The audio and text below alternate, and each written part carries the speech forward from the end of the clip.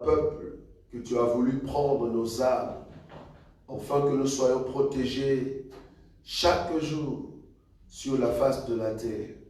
La Bible dit, nos âmes, nos vies sont cachées en Christ Jésus dans le lieu céleste.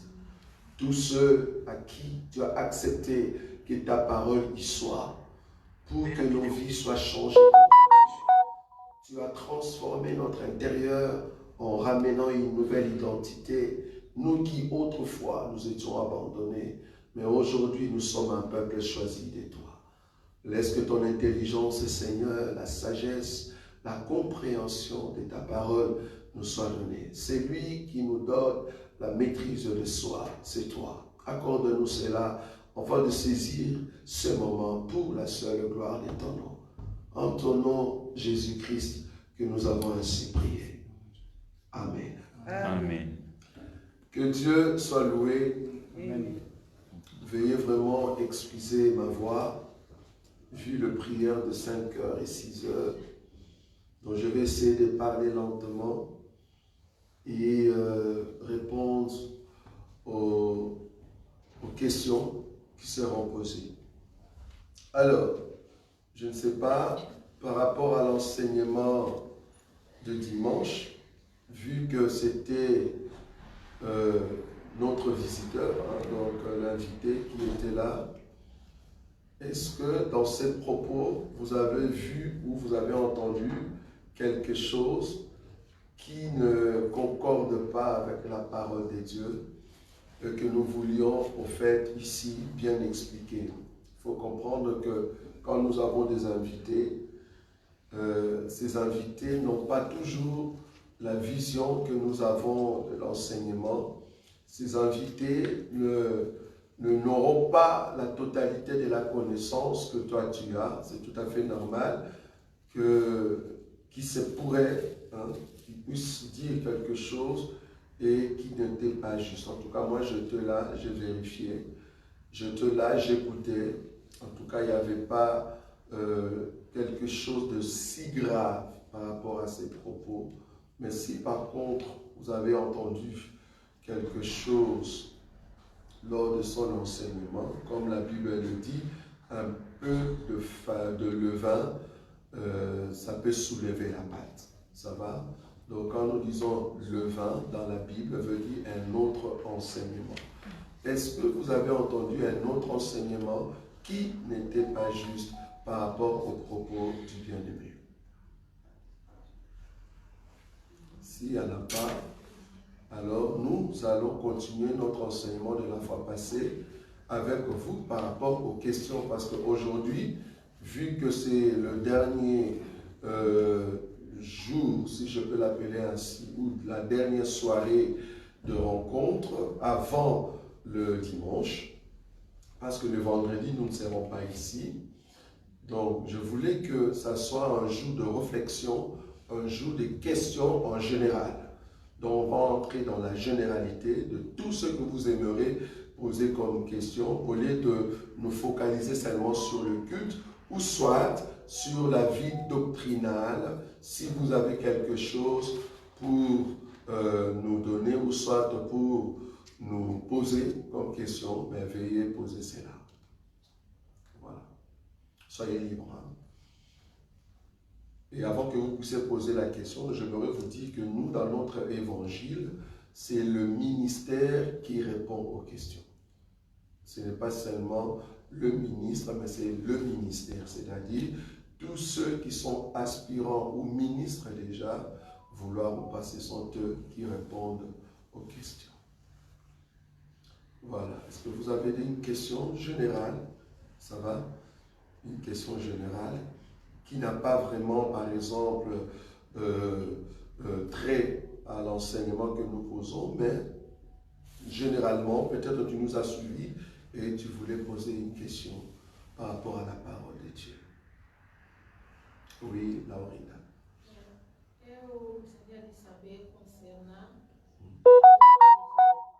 Je voulais savoir concernant... Toda autoridade Oui. vem de Deus. Oui, je veux savoir concernant l'écriture qui dit toute autorité vient de Dieu. Ça veut dire quoi, c'est ça? Sim, Oui. mas Oui. a Mais... pergunta, ma question est celle-ci. No tempo de Moisés, Oui, au temps de Moïse. Deus falava, ele próprio escolhia o rei Oui. e os profetas que ele próprio queria escolher. Mas nesse nosso tempo, essa autoridade que nossos governos têm é sempre de Deus ou vem de outro sítio? Oui, au temps de Moïse, normalement, Dieu, c'est lui qui choisissait le prophète et le roi. Donc, pour dire que c'est Dieu qui donnait cette autorité. Mais de nos jours, aujourd'hui, c'est le peuple qui choisit le roi. Est-ce que nous pouvons dire que cette autorité vient de Dieu? Ça va, une très bonne question. Oui, maman. C'est assez proche de cette question-là. Oui. C'est vraiment la dimension politique, en fait. Parce que j'entends qu'il y a ce rapport qui... Enfin, je pensais, moi, que quelque part, Jésus-Christ, dans son rapport aux pauvres, aux malades, etc., était quelqu'un qui, quelque part, remettait en question cet ordre des choses, tout comme quand il va dans le temple et qu'il détruit, il dit en 3 jours, parce que finalement l'Église, c'est nous. Il y a quand même l'idée de partager, il y a l'idée que le riche aura du mal à passer, etc. Mais donc, dans quelle mesure les rapports de domination, l'esclavage est remis en question? Super, très bien. On va, normalement, la question que vous avez posée, la réponse se trouve dans l'un des enseignements que nous avons présenté, qui s'intitule L'homme et la femme. Normalement, dans cet enseignement, il y a la clé pour comprendre tout ce qui est l'esclavagisme, l'autorité, l'hiérarchie, la chefferie, tout ça. C'est là-bas que ça se trouve la réponse. Je crois que c'est 1 Corinthiens chapitre 11. On va prendre 1 Corinthiens chapitre 11. Je vais prendre cela. 1 Corinthiens chapitre 11. Béni, tu peux lire à partir du premier verset, s'il te plaît. Je lis au nom de Jésus-Christ. Amen. Soyez mes imitateurs, comme je le suis moi-même de Christ. Je vous loue de ce que vous vous souvenez de moi à tout égard et de ce que vous retenez mes instructions telles que je vous les ai données. Je veux cependant que vous sachiez que Christ est le chef de tout homme, que l'homme est le chef de la femme et que Dieu est le chef de Christ. Voilà, dans l'écriture 3, c'est là-bas qu'on a parlé sur l'hiérarchie, donc l'autorité et tout ça. Mais par rapport à la question de la sœur, je crois que c'est Romains chapitre 13, c'est ça? L'homme des dieux, mon bémbo. Ça doit être Romains chapitre 13 pour l'autorité. Oui, Béni, tu peux commencer à lire à partir du premier verset. Tu descends calmement. Voilà. Que toute personne soit soumise aux autorités supérieures, car il n'y a point d'autorité qui ne vienne de Dieu. Ah, ça c'est très bien. Reprends un peu. Recommence. Que toute personne soit soumise aux autorités supérieures, car il n'y a point d'autorité qui ne vienne de Dieu. Voilà, continue. Et les autorités qui existent ont été instituées de Dieu. Très bien, j'aime le terme institué. Très bien, j'ai beaucoup aimé ces termes-là. Ça va? Je reprends cette écriture. Que toute personne soit soumise aux autorités supérieures. On ne parle pas ici des autorités ecclésiastiques. Non, rien à voir. Ici, quand on dit autorité, c'est toute personne qui est au-dessus de toi. Ça va? Mais nous avons expliqué dans l'enseignement de l'homme et la femme. Mais je vais essayer de répondre par rapport à la question de la sœur. Car il n'y a pas d'autorité qui ne vienne de Dieu. Car il n'y a point d'autorité qui ne vienne de Dieu.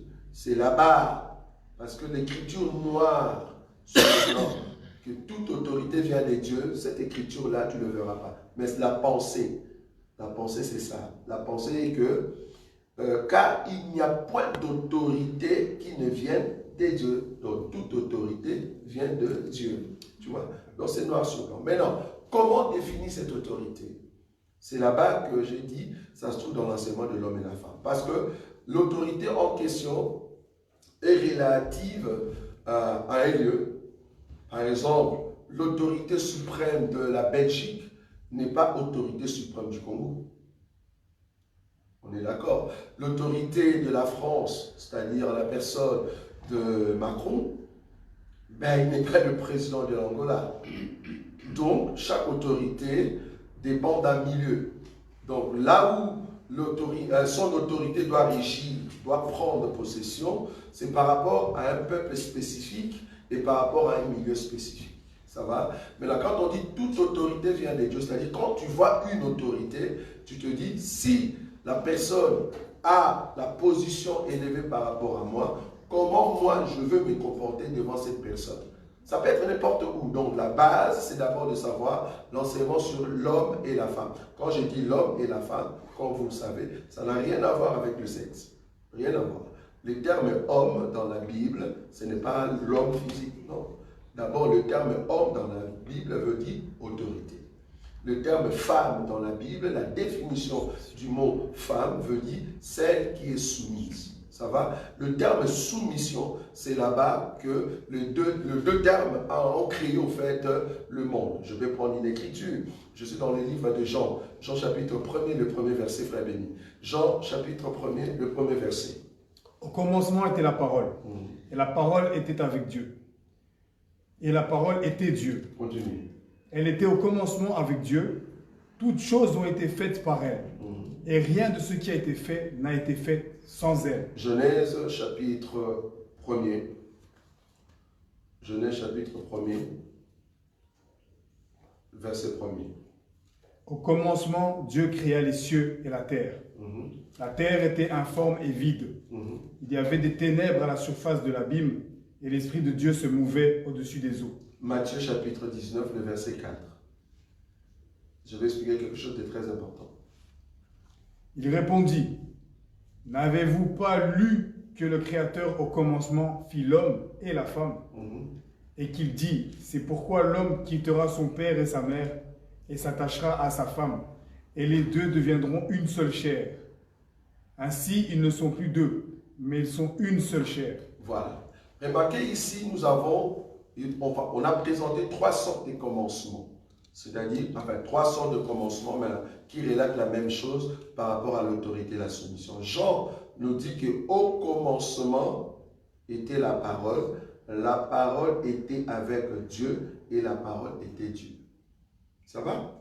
Mais Genèse, donc Moïse nous dit, au commencement, Dieu créa les cieux et la terre. Il n'a pas dit la terre et les cieux, mais il dit les cieux et la terre. Je vais l'expliquer. Et Jésus vient nous dire, dans Matthieu chapitre 19, le verset 4, n'avez-vous pas lu qu'au commencement, Dieu créa l'homme et la femme? Il n'a pas dit la femme et l'homme.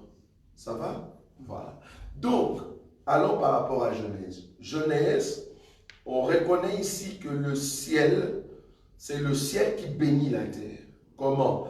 Comment est-ce que le ciel bénit la terre? Comment est-ce que le ciel, c'est lui l'homme, c'est-à-dire, il donne la sémence à la terre. Parce que la pluie qui descend n'est rien d'autre que la sémence que le ciel donne à la terre. Et la terre reçoit la sémence et il manifeste la sémence par des arbres et des animaux. Or, l'homme et la femme, c'est l'homme qui donne la sémence à la femme et la femme manifeste les enfants. Vous voyez ça?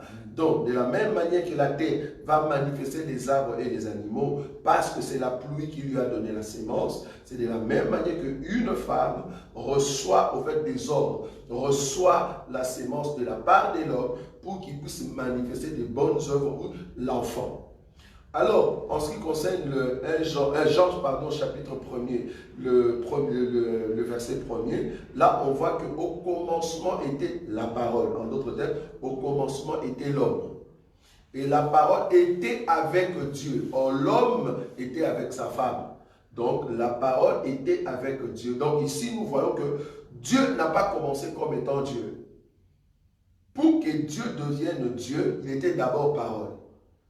Au départ, il était parole. Cette parole a commencé à créer. Il ne peut pas être Dieu s'il n'y a pas quelque chose qui peut l'adorer. Parce que le terme Dieu veut dire objet d'adoration, quelque chose qu'on adore. S'il n'y a pas des adorateurs, alors Dieu n'existe pas. Il faut qu'il y ait quelque chose qu'on adore. Donc il faut que les choses adorent ou louent. Rien que par sa présence, loue son créateur. Si la parole ne crée pas, alors la parole ne devient pas Dieu. quand la parole a commencé à créer, alors la parole est devenue Dieu. Donc, la parole, c'est l'homme, mais cet homme devait être avec sa parole. Et ils sont un, ils ne sont pas deux, comme on a lu dans l'Écriture. Ils sont un. C'est juste une partie qui est soumission et l'autre partie est autorité. Maintenant, si nous pouvons le prendre par rapport à Ésaïe, je crois, chapitre 55, oui, c'est ça, Ésaïe, chapitre 55, le verset 10, frère béni, remarquez, pour comprendre un peu le secret qui est là, par rapport à l'autorité. Comme la pluie et la neige descendent des cieux, oui, ils n'y retournent pas, oui, sans avoir arrosé, fécondé la terre oui, et fait germer les plantes. J'aime beaucoup le terme féconder la terre. Vous avez vu ça? Donc la terre, c'est comme une femme qu'on va féconder par quoi? Par la sémence qu'on appelle la pluie. Vous voyez ça? Or, la pluie vient du ciel. Donc c'est le ciel qui va féconder la terre par la pluie. C'est l'homme qui va féconder la femme par la sémence. C'est la parole qui va donner au fait la capacité pour que Dieu devienne Dieu. Ça va? Or, si nous allons maintenant dans nos boulots, pour aller maintenant toucher à ta question, si nous allons dans nos boulots, ou soit dans nos pays, hein, ou soit la politique, ça va, il n'y a pas de politique sans autorité. Il faut qu'il y ait des autorités qui donnent des injonctions, qui donnent des sémences, qui donnent le mode de vie aux autres. Donc, il faut qu'il y ait quelqu'un qui est supérieur à l'autre pour qu'il y ait cette valeur-là, l'autorité et la soumission. Donc, du coup, l'autorité vient de Dieu et la soumission aussi. Ça vient de Dieu. Donc, partout où tu vas passer, que ce soit au boulot, au travail, il faut qu'il y ait un chef et il y a une personne qui est soumise à ce chef-là.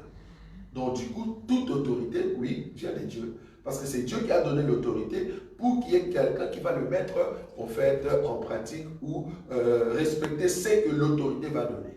Pour terminer, Dieu lui-même, pour qu'il y ait une partie de sa faiblesse, c'est-à-dire la partie de la soumission, Dieu lui-même est devenu fils. Tu comprends ça? Dieu qui est autorité, il s'est fait fils. Vous voyez ça? Donc il est devenu corps, un fils, c'est-à-dire c'est lui qui est soumis à qui? À son papa.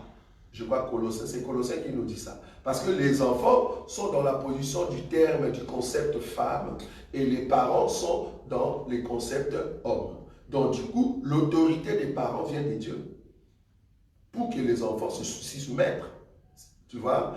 Donc du coup, pour que les enfants s'y soumettent, donc, il faut qu'il y ait une autorité.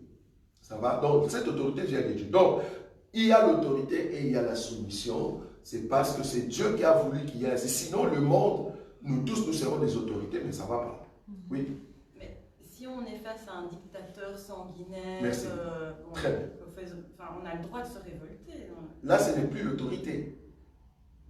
Si il fait un putsch, il y a coup d'État, que faisons-nous? Oui, on donc, accepte l'autorité. Là, maintenant, il a brisé ce qu'on appelle la loi des dieux. On est d'accord? Or, la loi des dieux, quand on dit toute autorité vient des dieux, mais là, ce n'est plus l'autorité normale.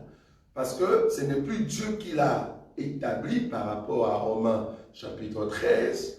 Là, ça devient une personne qui s'autoproclame étant quelqu'un et qui veut briser par force les autres. C'est-à-dire, pour créer cette ambiance de la tyrannie, de la peur, alors à tout prix, je vais commencer à massacrer. Ce n'est plus l'autorité. Là, maintenant, on craint. Là où il n'y a que Dieu qu'on peut craindre. Je ne peux pas craindre un homme. Donc, si l'homme me force, ne pas le respecter, mais à le craindre, parce qu'il y a une différence entre craindre une personne et respecter une personne. Je respecte mon président, mais du moins, je peux lui dire la vérité. Je respecte mon mari, mais je peux lui dire la vérité. Je respecte mon chef, mais je peux lui dire ce que tu as fait là, c'est pas bon. Mais quand je crains, je n'ai rien à dire. Même les enfants, si les enfants craignent leurs parents, c'est pas bon. Il faut que les enfants respectent leurs parents. Ça va? Donc, or, un dictateur, on ne le respecte pas, on le craint. C'est ça la différence. Or, Dieu ne nous a pas, il ne nous a pas créés pour que nous puissions être comme de robots. Non, nous ne sommes pas de robots. C'est-à-dire, à tout prix, ce qu'il a placé, voilà, tu n'as pas de choix. Or, quelque part, tu vas voir que nous sommes créés, mais il y a quand même un choix, parce que la Bible dit, j'ai mis devant toi deux chemins, la vie et la mort. Maintenant, Dieu t'accorde, il dit, choisis la vie pour que tu sois prospère. Il te propose. Donc, Dieu n'est pas dictateur. Donc, tous ceux qui viennent en forme de dictature, pour qu'il y ait, par exemple, autant de l'esclavagisme, là, ce n'est plus le respect. C'était au fait la dictature ou la position pour qu'on puisse installer son autorité. Il ne faut pas forcer son autorité. L'autorité ne se force pas. L'autorité, on le voit. Voilà, ça découle au fait. Et puis le terme autorité ne veut pas dire frapper, tuer les gens. Non, l'autorité veut dire prendre sa position de supérieur, de chef, mais pour aider l'autre. En réalité, le chef aide l'autre à monter comme lui un jour. Alors que dans la dictature, non. Dans la dictature, ceux qui sont soumis comme étant des esclaves, ce n'est pas pour monter un jour et devenir des dictateurs. Non. Mais dans la chefferie, la lignée de la chefferie et l'hiérarchie, or le chef t'enseigne pour que tu deviennes un jour aussi chef. C'est comme les parents. Les parents enseignent leurs enfants pour qu'un jour ils deviennent des parents aussi. Vous voyez? Comme l'homme et la femme. L'homme est dans sa maison, il donne le principe de la maison, il sait pour qu'un jour l'homme ne sera pas là, mais toi la femme, tu deviens l'homme de la maison. Parce que le mari n'est pas là. Donc du coup, la dictature ne vient pas de Dieu. Non. Parce que l'écriture qui brille, c'est là. Nous allons prendre Éphésiens. Remarquez, il y a deux termes ici que je vais prendre. Éphésiens, chapitre, je crois, 5, c'est ça? Éphésiens 5, commence à partir du verset 22. Éphésiens 5. Femmes, soyez soumises à vos maris, comme au Seigneur. Car le mari est le chef de la femme, comme Christ est le chef de l'Église, qui est son corps et dont il est le sauveur. Or, de même que l'Église est soumise à Christ, les femmes aussi doivent l'être à leur mari en toutes choses. Ici, l'Église est représentée comme étant une femme, Christ est représenté comme étant l'homme. Donc, du coup, l'Église, c'est la soumission, Christ, c'est l'autorité. Mais remarquez maintenant, qu'est-ce qui régit les deux? Quelles sont les valeurs de celui qui est chef et de l'autre qui est, au fait, soumis? Remarquez les éléments qui vont faire leur union, leur force. Ce n'est pas la crainte. Remarquez, on y va. Marie, aimez vos femmes, Voilà. comme Christ a aimé l'Église, Oui. et s'est livré lui-même pour elle, 26. afin de la sanctifier par la parole, après l'avoir purifiée par le baptême d'eau, afin de faire paraître devant lui cette Église, glorieuse, sans tache, ni ride, ni rien de semblable, mais sainte et irrépréhensible. Le verset 27, encore. Afin de paraître devant lui cette Église.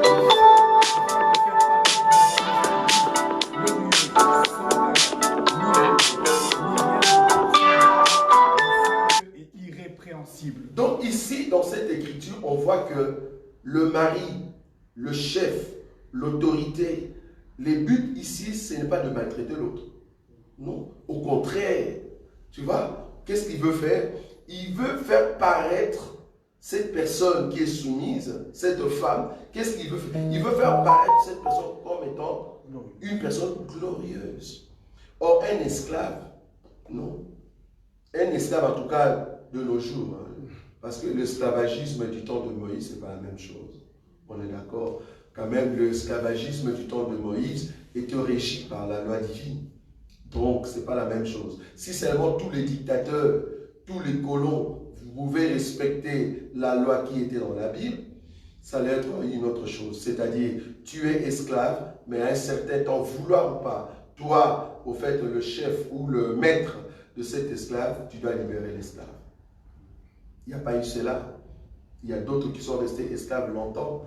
On a vu ça même avec l'Égypte, quand l'Égypte a pris en otage, pas en otage, a pris en esclavagisme, au fait, le peuple juif. Ça va? Bon, c'était Dieu, je peux le dire ainsi, pourquoi? Dieu l'avait déjà dit par Abraham, que ton peuple va rester 4 générations. Amen. Amen. C'est à la 4e génération qu'ils vont sortir. Aux 4 générations, c'est au-delà des 430 ans. Wow. Donc ce n'est pas génération comme aujourd'hui, 25 ans qui dure 25 ans. Rien à voir. Donc 4 générations, c'était 430 ans que les Juifs sont sortis de l'Égypte. Ça va? Est-ce que vous voyez ça? Donc du coup, toute autorité vient de Dieu. Oui, c'est juste. Parce qu'il n'y a pas d'autorité qui ne vienne pas de Dieu. C'est Dieu qui a instauré au fait le système, l'autorité et soumission. Ça va? Donc là où l'autorité n'est pas exercée, vouloir ou pas, il y a toujours des désordres. Là où il n'y a pas d'autorité, c'est-à-dire il n'y a pas de loi, il n'y a pas de principe, il n'y a pas de mode de vie. Tu vois? Là où il n'y a pas d'autorité, c'est-à-dire il n'y a pas un contrôle. Si aujourd'hui nous pouvons venir avec notre voiture et puis il y a le feu, boum, tu dois t'arrêter, c'est parce qu'il y a quelqu'un qui est comme autorité qui te dit, ben, au lieu de rouler n'importe comment, il y aura des accidents. Donc il est fait pour notre bien. Tu vois? Il est fait pour notre bien. Au lieu de rouler n'importe comment, ben écoute, il y a le feu. Donc du coup, quand tu vois un feu rouge, arrête-toi. Si tu brûles le feu, c'est là-bas que l'autorité vient pour corriger. On continue dans Romains. Oui, Romains 13, qu'on a lu tout à l'heure, commence maintenant le verset de la punition. Hein, là où l'autorité vient punir. Le verset 4. Remarquez. Le magistrat est serviteur de Dieu pour ton bien. Voilà, tu as vu ça? Le magistrat est serviteur de Dieu pour ton bien. Alors qu'un dictateur, non. Tu vois? Ici, le magistrat est pour ton bien. Donc, est là pour ton bien. C'est ce qu'on a lu aussi dans Éphésiens. L'homme doit normalement amener sa femme comme Christ amène l'Église à la gloire. Donc, le magistrat, la loi qu'il va mettre en place, c'est pour ton bien. Parce que demain, toi aussi, tu peux être magistrat. Comment tu dois maintenant conduire au fait le pays? Ça va continuer. Mais si tu fais le mal, crains, car ce n'est pas en vain qu'il porte l'épée, étant serviteur de Dieu pour exercer la vengeance et punir celui qui fait le mal. Voilà.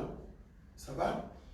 Donc là, on voit directement au fait que, d'ailleurs c'est bien, pour avoir l'autorité quelque part, s'il n'y a pas d'autorité, je te dis, il y aura des désordres terribles.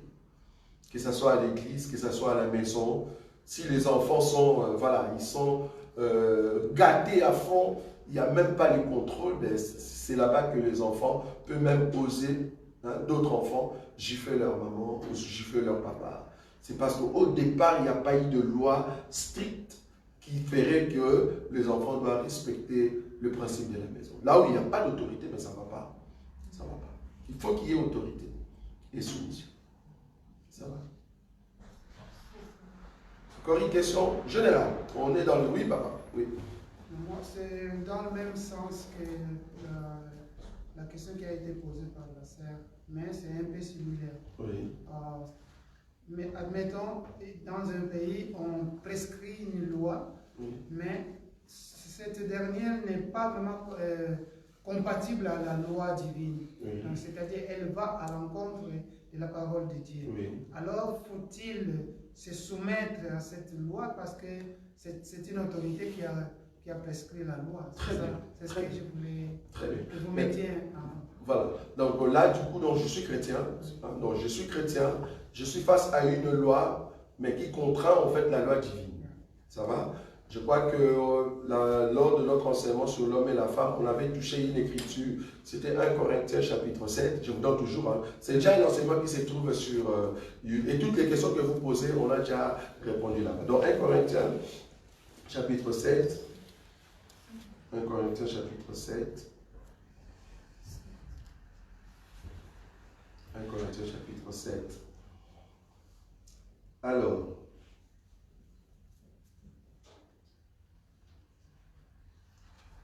le verset 12, frère béni. Je lis au nom de Jésus-Christ. Amen. Aux autres, ce n'est pas le Seigneur, c'est moi qui dis. Si un frère a une femme non croyante et qu'elle ne consente à habiter avec lui, qu'il ne la répudie point. Et si une femme a un mari non croyant et qu'il consente à habiter avec elle, qu'il ne la répudie point son mari. Car le mari non croyant est sanctifié par la femme, et la femme non croyante est sanctifiée par le frère. Autrement, vos enfants seraient impurs, tandis que maintenant, ils sont saints. Merci. Ici, c'est dans le cadre du mariage. Nous sommes d'accord. Paul en tout cas le chapitre 7, là il parlait du mariage. Mais nous, maintenant, dans l'enseignement, vu que nous avons la révélation des Écritures, on a compris que l'homme non-croyant, c'est tout homme qui ne croit pas en Dieu. C'est-à-dire, l'homme ne respecte pas la loi divine. Mais cependant, il reste homme. Il reste homme et il donne ses lois. Maintenant, la question serait de savoir, si cet homme que j'ai épousé, c'est un non-croyant, mais l'homme en question me dit, allons dans une boîte de nuit et là-bas, voilà, nous allons nous régaler. Toi, par rapport à 1 Corinthiens qu'on vient de lire, les chapitres 11, l'hiérarchie, par rapport à l'hiérarchie, parce que je n'ai pas un tableau ici pour vous montrer en fait ce que je suis en train de dire, par rapport à l'hiérarchie, au-dessus de ton homme, il y a en fait le Christ. Parce qu'on a dit, Christ est le chef de tout homme. Ça va? Le fait que Christ est le chef de tout homme, si l'homme en question, c'est un homme croyant, il te donne de loi, parce que toi tu es juste en bas de cet homme, il te donne de loi qui ne respecte pas la loi de Christ, normalement tu es contraint de refuser. Tu es contraint de refuser. Qu'est-ce que je veux dire par là? J'ai un mari qui se drogue. On est d'accord? Qui se drogue. Et je me trouve dans un pays anti-drogue. Ok? Et le mari me dit, nous allons nous droguer, c'est-à-dire nous allons fumer de la drogue. Or, le pays me dit, tu ne peux pas fumer ou soit te droguer. Je respecte la loi étatique. Vous voyez? Parce que je suis chrétien. Je respecte la loi étatique, je lui dis non, je ne le ferai pas. Bien que j'ai brisé son autorité. J'ai brisé son autorité parce qu'il voulait à tout prix que je puisse me droguer. Mais au-dessus de lui, il y a l'État. Or, l'État a dit non. Or, l'État, quand il dit non, le nom de l'État va de pair avec le nom de Dieu. Vu que je suis chrétien, je dis non, je ne le fais pas.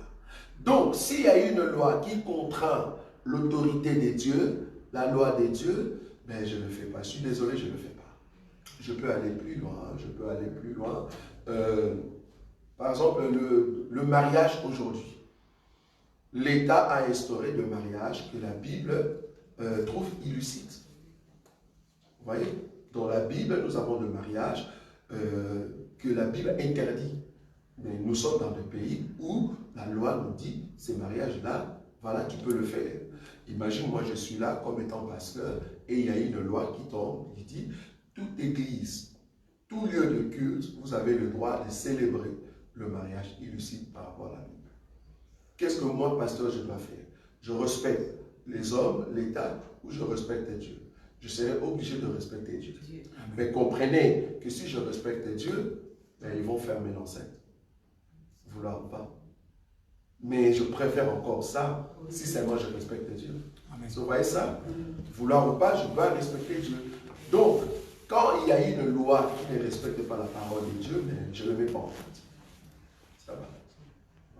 Mais si la loi va de pair avec la loi de Dieu, il faut le mettre en pratique, même si ton nom disait autrement. C'est la même chose avec la famille. Mariage coutumier chez nous en Afrique. Il y a le mariage coutumier, comme vous le savez, c'est les parents qui demandent. Mais s'ils demandent quelque chose qui va à l'encontre de la parole de Dieu, je ne le fais pas.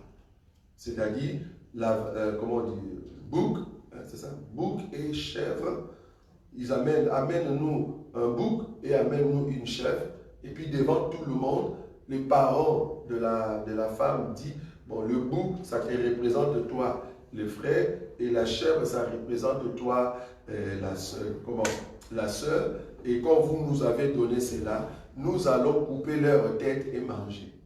Frère, je n'achète pas. Tu ne vas pas me couper comme ça. Pourquoi tu vas couper mon cou? Tu me représentes déjà par un bouc, et puis tu veux me couper devant tout le monde. C'est toi-même qui l'as dit. Donc je ne vais pas acheter. Je suis désolé, mais je n'achète pas. Donc je te donne pas ça. Ça va? Là, il faut aller à l'encontre. Oui. Non, j'aimerais seulement compléter le docteur par rapport à la question de notre bien-aimé. Oui, allez-y. Aujourd'hui, alors nous parlons là, si les réseaux sociaux, il y a des vidéos qui circulent par rapport au pape.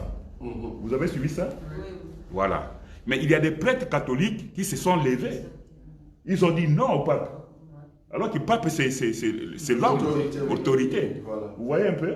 Les prêtres eux-mêmes, ils se sont levés contre le pape. Ils ont dit que non, ça c'est vraiment contre la Bible. C'est par rapport à la question de notre bien-aimé. J'ai vu ça, et voilà, ça coïncide bien. Voilà. Donc il y a des prêtres qui ont dit non au pape par rapport au mariage qu'il est en train d'instituer là des homosexuels. Un peu dans le même ordre d'idée, si l'autorité, le parent est païen, dois-je le respecter? Super, très bien, très bien. Très bonne question. Si l'enfant, a fortiori, a un fils, là c'est une deuxième, un fils, est-ce que moi en tant que chrétienne, je peux lui enseigner? Et le fils, c'est-à-dire de ton petit enfant, tu veux dire? Ben, et s'il est plus grand? Ah, ok. Bon, je vais aller d'abord par rapport à la première. J'ai beaucoup aimé la question parce que ici c'est trop sensible. Heureusement que nos enfants ne sont pas là. Si les parents ne sont pas chrétiens, alors que l'enfant a reçu le Seigneur, il est venu au Seigneur et il connaît les choses de Dieu, normalement, si les parents lui disent quelque chose qui est à l'encontre, il n'a qu'à refuser. Je suis désolé, mais il doit refuser. S'il connaît bien la parole de Dieu. Je vais donner un exemple. Dans des milieux africains, il y a des parents qui ont des pensées ancestrales. Ça va? C'est-à-dire, quand tu es né, on te donne une sorte des amulettes que tu vas mettre et ils appellent ça protection. Et il y a d'autres, même si tu es grand, et la maman viendra, ou le papa, il viendra, il mange quelque chose dans la bouche et il boit du vin et puis il te crache dessus pour dire que tu vas trouver du travail. C'est ancestral, c'est une loi un peu culturelle dans leur village. Mais moi, je ne suis plus dans ces choses-là parce que je suis en Christ et Jésus. Ce n'est pas toi, avec le fait que tu vas cracher dessus, qui va me bénir. Moi, je suis sûr que c'est Dieu qui me bénit maintenant. Donc, je n'ai plus besoin de ce que tu veux. Donc, du coup, je refuse cette pratique-là. Tu vois un peu? Donc là, du coup, vouloir ou pas, tu as le droit de refuser. C'est la même chose. Et comment continuer à respecter le commandement qui demande d'honorer ses parents? Oui, merci. Oh, très bien. Donc, ici, le commandement de honorer, j'aime le terme honorer ne veut pas dire craindre, hein, on est d'accord. Honorer ici, c'est-à-dire donner la valeur aux parents, la valeur qu'il faut. Je vais toujours continuer à leur donner la valeur qu'il faut. C'est la même chose avec l'homme, c'est la même chose avec mon chef. Donc, je vais continuer. Quand on dit honorer le parent, il faut honorer aussi son chef. Donc, honorer aussi son autorité. Mais du coup, là où il y a une parole qui va m'amener à contrarier la parole de Dieu, ben je ne le fais pas. Donc, mais je continue toujours à t'honorer. C'est-à-dire, je t'aime beaucoup. Ah, voilà, il y a une écriture qui vient. Merci. Je vais prendre une écriture. Daniel.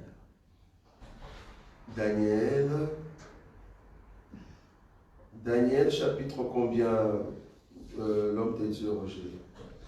Là où Shadrach, Meshach et Abednego. Les statues. Oui, la statue. Très bien, on peut prendre cette écriture-là. Donc, remarquez ici, donc je prends Daniel, chapitre, la statue,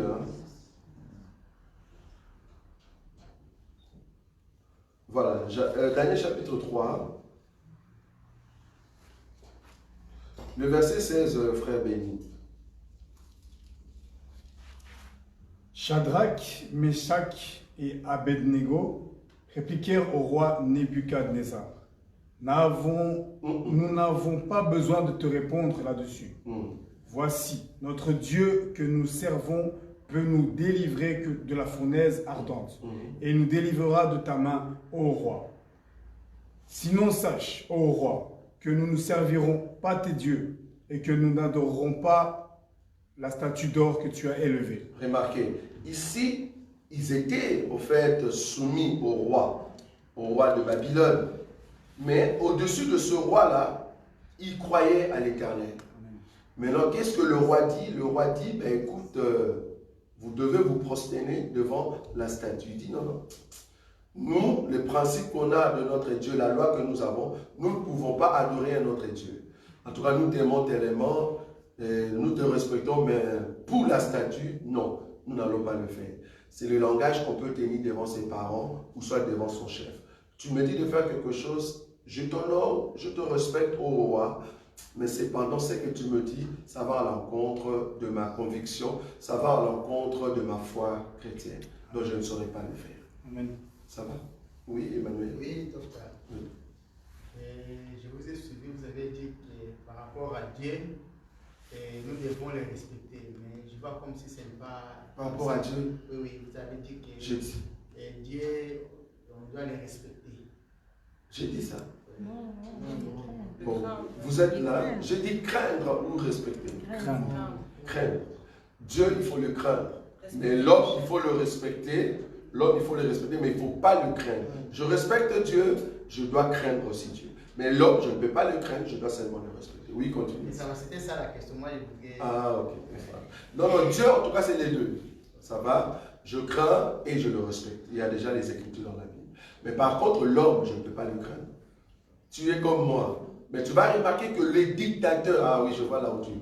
Les dictateurs, par contre, imposent à ce qu'on puisse le craindre et non pas le respecter. Lui, il force, il impose son autorité. Et là, ce n'est plus le respect, ça devient la crainte. Au cas là où il y a la crainte, ben, la personne n'aura pas, au fait, comme modèle son dictateur ou la personne qui va le fouetter tous les jours. Mais par contre, l'écriture de Ephésiens chapitre 5 nous dit que Christ a aimé l'Église et veut amener l'Église à la gloire. Alors qu'un dictateur, non. Tu vois la différence? Donc là, du coup, ça change. L'homme, on ne peut pas le craindre, mais plutôt le respecter. Yeah. Outra questão é a seguinte: nas culturas cultura africanas que os parentes Oui, il y a encore une autre question que je voulais poser dans la culture africaine. que o marido vai para casar a filha numa família, o pai diz que sim, pode casar a filha, mas antes de levar a filha, o pai tem que conhecer a filha. Depois o marido vai lhe casar. Oui, il y a d'autres cultures, par exemple, on te dit, tu vas épouser ma fille, ou soit tu peux aller épouser ma fille, mais il y a le père, par exemple, dans d'autres cultures qui te dit, avant d'épouser ma fille, tu peux le connaître. Não, o pai. Ah, le papa? No dia do casamento. Oui, le papa dit, dit. Antes de levar a mulher, o pai Ah. tem que ainda conhecer a filha. Oui, donc le papa dit, par exemple, avant de prendre la femme ou la fille, il faut d'abord le connaître, c'est-à-dire relation sexuelle, pour voir si elle est vierge. Dans ce cas-là, ou pas? Não, a cultura daqueles. Ah, donc c'est une culture, donc il faut d'abord connaître la fille. Je crois que si on est chrétien, comme je le dis, hein, je viens épouser une femme, ma femme, mais je viens avec mes parents, et que c'est le papa de la fille qui doit dire ça. Et que le papa de la fille me dit, avant que tu me donnes la dot, tu dois d'abord connaître la femme. S'il y a des cultures comme ça, moi je dirais, étant enfant de Dieu, je ne le ferai pas. Remarquez, je vais bien souligner. Je ne le ferai pas. Pourquoi? D'abord, tu n'es pas mon autorité. Mon autorité, c'est mon papa. Ça va? Tu es l'autorité de ma femme. Ça, c'est un. Tu es l'autorité de ma femme. Donc, si toi, une autre autorité, tu viens dans mon milieu, parce que je dis ici l'autorité, c'est par rapport à un milieu. Ça va? Donc, tu es l'autorité de ma femme. Tu ne peux pas me donner des injonctions pour aller connaître ta fille. Ça, c'est un. Não é assim. O pai próprio, e o meu papai, a mãe, Oui. a que na lua na bangu, Dans leur mãe, culture. Oui. quando até usou algo pesi doce. A mãe que na aí, papai não faz que na mãe na chambre, aí ba mãe na aí. Ah, le père! Dit à sa Ouh fille, là tu peux là. essayer, mais c'est vrai, c'est une vieille tradition Waouh. où la fille devait aller dans la tente, la cabane, la hutte ou je sais pas quoi. Oui. Et donc il se teste et si elle est d'accord. Non, même pas tester, c'est le père qui va tester. Oui, mais là c'est Oui, ça c'est grave, c'est pire encore. Ça c'est pire encore. comme le pasteur dont vous parliez là, avec Il y a des cultures comme ça. Il y a des cultures comme ça. c'est mal ça. Non. Mais là c'est encore pire. Non, ça passe pas. Même moi, je ne veux plus prendre la femme. Je suis désolé, mais reste avec ta fille. Quoi. Et le père c'est comment Ça va pas, ça va pas. Parfois, on dit que Maintenant, je dois connaître quand même votre culture C'est ça. avant, messieurs. Parce que je viens épouser votre fille. Moi, je ne connaissais pas cette culture. Je donne mon argent et puis tu me dis, je suis désolé, mais dans notre culture, comme tu as donné l'argent, moi-même, le père, je dois connaître ma fille. Et je ne vais pas accepter. Si je suis un païen, mais il y aura des combats terribles. Mais attendez, soyons sérieux. Tu ne veux pas connaître ma femme. Mais non, ça ne va pas. Il y a des cultures comme ça, c'est vrai. Oui. Où ça? Angola, quelques provinces. Oh là là. En Afrique du Sud aussi, parfois, les grands frères doivent connaître la police. C'est vrai. Avant que la soeur puisse aller au mariage. Non. Mais c'est vraiment de culture diabolique alors. Non, ça va pas. Franchement, sois maintenant. Je viens épouser ma femme. Je donnais ma dot. Et ma femme est vierge. Donc c'est les frères de ma femme quoi, qui va. Mais sois sérieux, ça va pas. Ou soit le père. Non, ça va pas. Je ne vais pas l'épouser. On ne va pas épouser une fille comme ça. Je suis désolé, mais je ne vais pas l'épouser. Ou je préfère encore que vous restiez avec votre argent, mais je pars. Non, je ne veux pas. Je ne veux pas. C'est satanique, ça. C'est démonico. Satanico. Non, c'est pas bon, ça. Non, c'est horrible, c'est horrible. Et je crois qu'une culture comme ça, vouloir ou pas, si l'État est vraiment strict, il doit normalement arrêter cette pratique-là. C'est pas bon. C'est pas bon. Oui. Moi, je ne pense pas que ce soit pire que l'homosexualité. Oui, je suis d'accord. L'homosexualité, c'est l'extrême, je pense. Oui, mais du moins l'homosexualité, je viens dire du moins, c'est pas que je soutiens, je viens dire du moins l'homosexualité, c'est deux personnes qui n'ont pas le même sang. C'est-à-dire, l'autre vient d'une autre famille et puis ils font leurs bêtises. Mais là, c'est le frère, c'est le sang, le père, ta fille que tu as engendrée. L'inceste. Ça, c'est. Mais déjà, la Bible te dit c'est l'inceste. C'est un tabou, ça. La Bible l'appelle tabou. C'est horrible. Ça. Non, ça ne peut pas. Tu vois? Donc, ça ne peut pas passer. Ça ne peut pas. Ça va? Donc, ça ne peut pas. C'est vraiment horrible de voir qu'il y a des cultures. De nos jours, hein, c'est horrible de voir qu'il y a encore des cultures comme ça au milieu des Africains. Non, c'est. Même les filles qui sont nées là-bas, je crois que si vraiment elle est sincère, je crois que si elle accepte le Seigneur, elle va fuir déjà le milieu de ses parents donc pour aller à l'église. Oui. Donc, je ne sais pas si vous avez déjà parlé sur ça concernant Noël. Ah non, on ne m'a pas posé cette question. Saint-Nicolas, est-ce qu'elle est chrétienne? Oui. Nous devons respecter ça. Bon, moi je me suis dit, bon peut-être que vous connaissez déjà, parce que j'avais dit le question en général. Hein. Bon, merci beaucoup parce que tu as évoqué cela. Et qu'est-ce que vous avez comme réponse? Est-ce que nous pouvons fêter Noël? Non. Pourquoi? Pardon? Il n'y a pas une écriture qui soutient cela. Est-ce que Jésus est né le 25? Non. C'est pas possible, non? Il ne peut pas être né ce jour-là. Est-ce que vous savez pourquoi ils ont mis la date du 25? Historiquement, oui. Le solstice et le renouveau des jours qui s'allongent. Pardon? Tu as dit comment? Mais chez nous, si on voit les anciennes traditions Oui. celtiques et autres, avec le sapin, etc., Oui. c'est Yulé, etc., c'est la fête du renouveau du jour, même si Voilà. on est en hiver. Soleil, voilà. Le Voilà. soleil, l'augmentation du C'est juste. temps de... Normalement, ils célébraient les dieux soleil, c'est-à-dire le renouvellement d'un jour, le renouvellement d'apparition en fait du soleil. Donc Jésus n'était pas né ce jour-là, c'est vraiment créé, hein, créé par les hommes. Donc nous ne pouvons pas fêter Noël. Le Père Noël, c'est vraiment, mais même pas la mythologie, c'est vraiment une création, voilà, infantile, si on peut l'appeler ainsi. Donc tous les cadeaux que vous achetez, c'est vraiment comme de la comédie, mais on ne le fait pas. Nous, par contre, ce jour-là, nous pouvons profiter, pourquoi pas, se retrouver en famille, voilà, manger ensemble, comme étant un jour férié.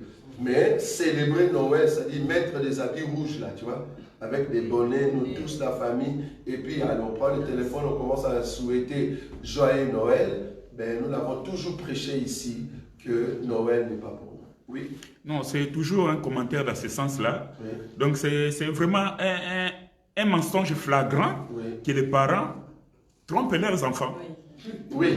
Ils disent que Père Noël est passé la nuit, il a déposé les cadeaux. Voilà, oui, alors que juste. ce n'est pas ça. Voilà. Donc, mentir... C'est vraiment un cadeau de mensonge, si on peut l'appeler ainsi, alors que le Père Noël n'est pas passé. Plus grave encore, tu vas montrer l'enfant, comment on dit, le cheminée, pour dire que voilà, donc ils sont passés par là pour faire entrer des cadeaux. Tout ça, tu crées un mensonge. là-dessus. Ça va? Mais concrètement, malgré tout, parce qu'il y a quand même une dimension aussi culturelle, etc. Hein, Oui. je veux dire, des moments où vous avez par exemple un petit enfant de 3-4 ans qui est en maternelle, Oui. dont tous ses petits copains Faites, à l'école, ils croient même. Donc, je veux dire, on ne doit peut-être pas encourager à lui en parler trop. Enfin, il fait comme les habitudes de la maison, mais on ne va pas l'empêcher de colorier des Pères Noël ou de... Vous comprenez? Bah, il le fait déjà à l'école, donc Mais oui, vouloir mais- ou pas, il le fait à l'école, mais du moins, toi étant parent, tu dois dire quand même la vérité à ton enfant. Donc, bien qu'il croit, c'est là parce qu'on a toujours dit, il y a 3 institutions là où l'enfant reçoit l'éducation, à la maison, à l'école et à l'église. Ça veut dire, si nous, ici à l'église, nous prêchons que le Père Noël n'existait pas, en tout cas, les enfants vont s'adapter, mais on peut toujours donner des cadeaux. C'est-à-dire à mon enfant, je lui fais un cadeau le même jour. Pour ne pas dire que c'était le Père Noël, ben, le Père Noël, c'est moi ton papa. C'est-à-dire, je te fais ce cadeau aujourd'hui. Il y a même quelqu'un que j'ai aimé, qui a mis un truc sur Facebook. Il a dit, ben, je cherche ce Père Noël dans la Bible. J'ai compris que le Père Noël n'est rien d'autre que le propriétaire de la bergerie là où Jésus est né. Donc, du coup, pour lui donner un cadeau spirituel éternel, Jésus lui a donné la grâce de sillonner tout le temps en rouge parce que le sang, soi-disant le sang de Marie, quand elle a couché Jésus, c'était sur sa veste et voilà, il s'est resté rouge tout le temps. Voilà, ce sont des choses qu'on sait vraiment inventer une comédie, quoi. Donc, non, le Père Noël n'est pas dans la Bible. Ça, on le sait, mais c'est vraiment comme Sarah a dit, c'est culturel. Ça va? Ils ont créé un truc culturel et voilà, et ça devient quelque chose de vrai pour les enfants, mais les parents savent que ça n'existait pas. Oui? Nous avons une question en ligne de Gloire Batika David. Oui. Il demande, je lis comme c'est écrit, si le père dit de donner la dot après la consommation du mariage, Oui. est-ce selon les Écritures? C'est comme ça qu'il a écrit. Donner la dot après la consommation du mariage, Oui. c'est-à-dire? Selon les Écritures. Donc Si je comprends, On parle de la fille avant. Est-ce que moi je connais de la fille avant. Oui. Je pense qu'il veut demander est-ce qu'il donne après ou avant. Avant de connaître sa femme. C'est comme ça que la Voilà. question est. Je crois qu'il y a une fois, nous avons martelé par rapport aux Écritures que dans la loi juive, une femme qui est vierge, si tu viens donner la dot de la virginité, j'appelle ça comme ça, si tu viens donner la dot pour une femme qui est vierge, vouloir ou pas, les parents doivent attester que leur fille est vierge. C'est-à-dire, ils vont entrer comme la sœur Sarah a dit tout à l'heure, ils vont entrer dans une sorte de maison, hutte, tout ça, et le garçon va connaître au fait la fille qui est vierge, et le signe du sang doit attester que la fille est vierge. Ça va? Et dès qu'ils vont terminer leur relation, on amène le drap avec le signe du sang. Je crois l'homme de Dieu Roger va trouver l'écriture. On amène le signe du sang cacheté sur le drap pour attester que voilà, la fille était bel et bien vierge. Et les parents vont garder ces témoignages que notre fille, nous l'avions donnée comme étant une vierge. Là, bibliquement parlant, c'est prouvé avant qu'il y ait consommation de la dot. Mais pour une femme qui n'est pas vierge, nous ne voyons pas une écriture. Je ne sais pas si vous savez combien de sortes de femmes ça se trouve dans la Bible ou dans la création. Nous avons combien de sortes de femmes? 4. Nous avons 4 sortes de femmes. La première femme, c'est au fait une femme vierge. Une femme vierge, c'est une femme qui n'est pas en tout cas connue d'homme. Donc c'est une femme qu'on n'a pas touchée. La deuxième, c'est une femme mariée, c'est-à-dire tu étais vierge et tu te mariais à un homme. Et la troisième, c'est une femme veuve. Une femme veuve, c'est qui? Tu étais vierge, tu te mariais et le mari vient à mourir, tu restes veuve. Et la troisième, c'est la femme prostituée. Prostitution veut dire, tu étais vierge, tu n'es pas marié, mais tu as déjà connu d'homme. Dans la Bible, on appelle ça la femme prostituée. Bibliquement parlant. Oui, Frédéric. Le verset, c'est Exode 12, 13. Ah, oui, tu peux lire. Le sang vous servira de signe sur les maisons où vous serez, je verrai le sang et je passerai par-dessus vous. Amen. Non, c'est pas ça. Rien à voir. Exode 22, Exode 16. 22. Rien à voir. Si un homme séduit une vierge Voilà. qui n'est pas fiancée et qu'il couche avec elle, il paiera sa dot et la prendra pour femme. Voilà. Si le père refuse de la lui accorder, il paiera en argent la valeur de la dot des vierges. Voilà. Si tu ne laisseras point vivre la magicienne, bon, ça c'est déjà autre chose. Oui, mais il y a encore une écriture où c'était une femme qui avait le témoignage du sang sur le drap. Vous savez, il y avait un témoignage Un père, de c'est- linge. Oui, le père a fait sortir le linge comme étant témoignage qu'il y avait le sang sur le linge du jour de la relation quoi, en question. Oui. Comment? C'est Deutéronome 22 Non, non, non, oui, allez-y. à partir du verset 13. Oui, vas-y. Si un homme qui a pris une femme est allé vers elle, Oui.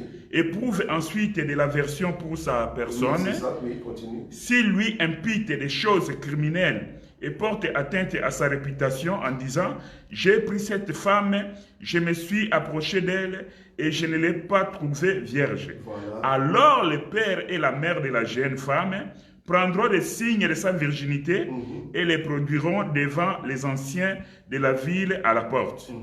Le père de la jeune femme dira aux anciens, Oui. j'ai donné ma fille pour femme à cet homme et il l'a prise en aversion.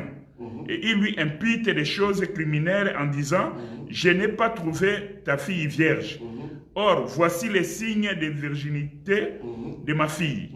Et ils déploieront son vêtement devant les anciens de la ville. Voilà. Donc, du coup, ici, nous voyons le signe de la virginité. Donc là, vouloir ou pas, il faut qu'il y ait ce signe-là.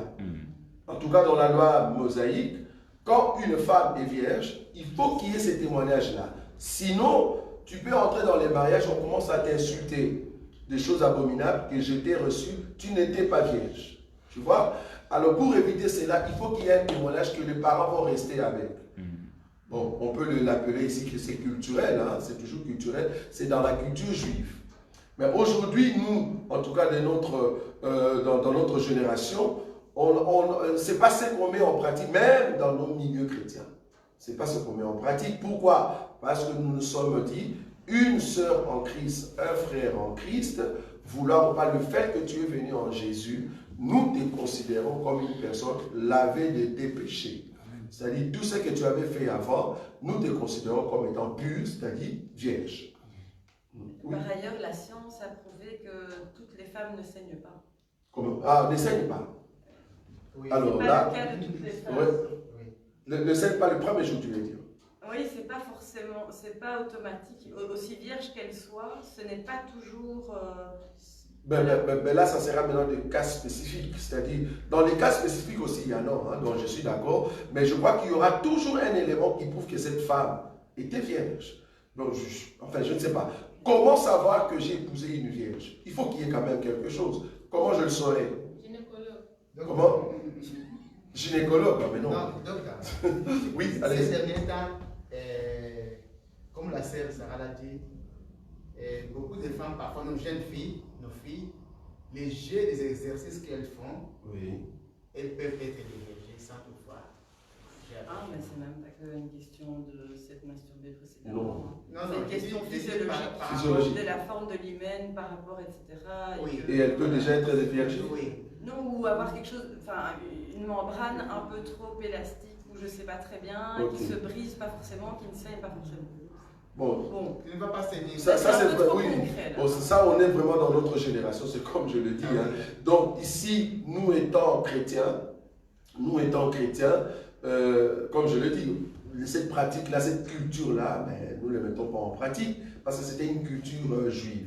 Mais supposons que les parents veulent à tout prix donner la valeur à leur fille ou dire que notre fille est vraiment vierge et que tu peux tester avant que tu puisses prendre notre fille. Mais tu as les droits. Tu as les droits. Là, ce n'est pas de l'impudicité parce que tu veux tester que notre fille, au fait, est Et vierge. si elle n'est pas vierge, là c'est le péché. Mais non, mais les parents ne peuvent pas mentir. Tu vois, ils ne peuvent pas mentir. C'est-à-dire, elle n'est pas vierge et puis tu me dis d'aller tester, ça ne va pas. Si elle n'est pas vierge, mais ils ne vont pas te dire d'aller tester, non. Tu payes ta dot comme ça. Bon, aujourd'hui, il n'y en a pas en tout cas. Hein. J'aimerais quand même être sincère avec vous. Même si tu épouses une vierge, on ne va pas te dire c'est vraiment vierge, alors va tester. Non, il n'y a pas. Tu donnes seulement ta dot et puis c'est bon. Oui, parce que s'il refuse et qu'elle tombe enceinte et que qu'est-ce qui se passe alors? Bon, non, il n'y a pas de refus à ce moment-là. Non, à ce moment-là, il n'y a pas de refus. En fait, c'est vraiment le jour du mariage. C'est vraiment le jour du mariage quand on vient donner la dot. Alors que la dot que tu donnes, comme on vient de lire, c'est pour une femme vierge. Ok. Si c'est une femme vierge, dans d'autres cultures comme culture juive, à ce moment-là, nous sommes là, nous sommes venus pour la fête, on vous fait entrer. Tu vois? Donc tu ne peux pas dire je refuse, non, c'est pas possible. Tu es venu pour la prendre. C'est juste pour approuver, donner l'honneur à la femme et aux parents pour dire ils ont bien éduqué leur fille. Ça va? Mais si la femme n'est pas vierge, elle a accepté par soit elle avait honte des gens, elle a accepté. Elle a menti. Elle a menti. Elle a menti. C'est pas bon. Donc c'est un mariage fondé sur le mensonge. Et l'homme couche avec la femme et la femme tombe enceinte. À ce moment-là, qu'est-ce que. Mais elle a menti toi-même, tu l'as dit. Donc c'est-à-dire le mariage est fondé par un mensonge. L'enfant. Quel enfant? Le fruit de la relation avec l'homme. Attends, je ne sais pas bien. C'est-à-dire la femme, oui. Oui, oui. Elle avait menti. Oui. Qu'elle est vierge. Qu'elle est vierge. Oui. Elles sont parties là-bas. Oui. Et en couchant avec l'homme, Oui. la femme est tombée enceinte. Oui. En ce moment-là. Alors qu'elle n'est pas vierge. Donc l'homme en ressortant, l'homme dit je ne vais pas l'épouser parce qu'elle n'est pas vierge. Alors que la femme reste avec un enfant. Oui. Bon, ce sont des cas spécifiques. Donc là, est-ce qu'on va maintenant poser à l'homme? Bon, c'est vrai que la fille que tu as vue, elle n'est pas vierge. Parce que nous, on croyait qu'elle était vierge. Mais du moins, tu as vu, comme on dit, tu as essayé, qu'est-ce que tu en dis? Si l'homme dit, ben, je ne veux pas continuer parce que le mariage est fondé sur un mensonge, ben, vouloir ou pas, l'enfant reste l'enfant de l'homme et la femme, mais il n'y a pas mariage. On n'a pas le choix. On n'a pas le choix. Parce que le mariage est fondé sur un mensonge. Ça va? Oui. Oui. Oui, allez-y, Roger. Non, c'est toujours des commentaires pour répondre à cette question des bien-aimés. La question de la virginité, comme le docteur venait de dire, c'était vraiment dans la culture juive.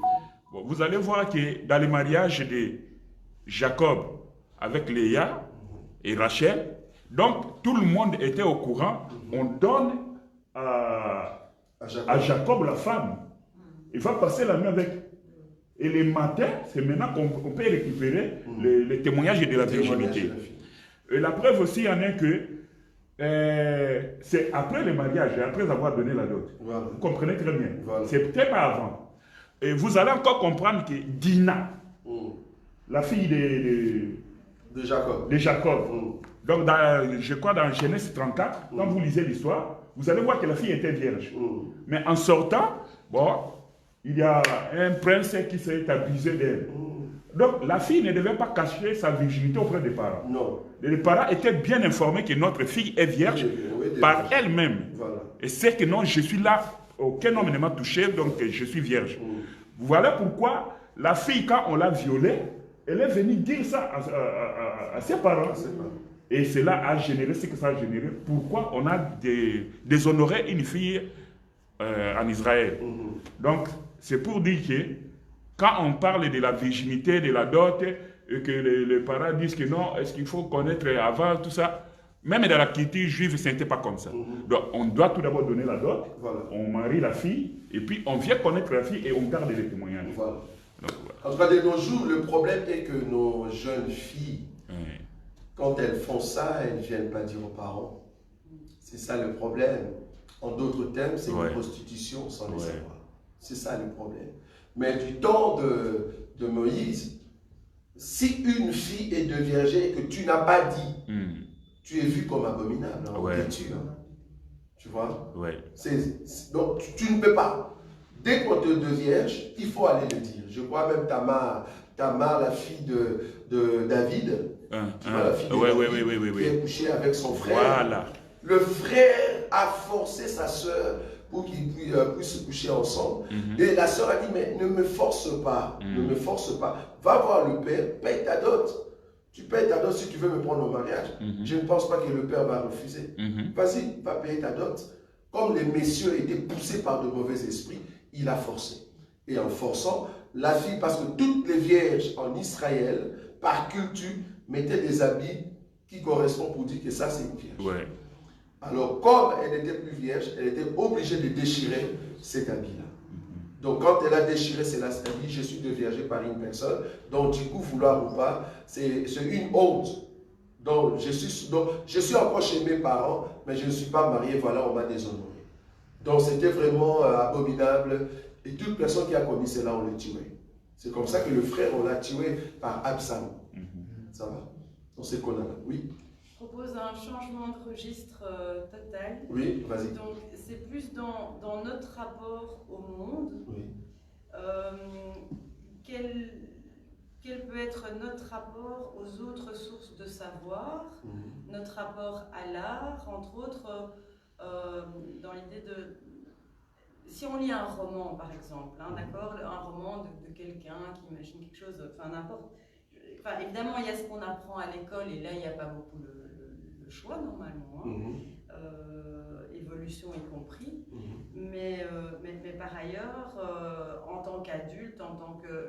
J'ai bien entendu que essayer d'éviter au maximum d'écouter de la musique du monde, etc. Mais par rapport à la science, la connaissance. Voilà, la connaissance en général. Non, c'est pas défendu. Parce que je crois qu'il y a même une écriture qui nous parle de... attends, je peux chercher cela. Ajouter à votre foi. Est-ce que vous voyez cela? On peut prendre ça? Je vais prendre une écriture. Hein. Si je peux le formuler autrement, oui. Dans notre bibliothèque, qu'est-ce qu'on pourrait avoir d'autre que la Bible? Merci. Donc, c'est ce que je veux. En fait, je veux donner une écriture. Est-ce qu'un enfant des dieux peut enrichir sa connaissance, tu vois, dans d'autres... Voilà. Donc, je crois que oui, ce n'est pas interdit. Je vais prendre cette écriture.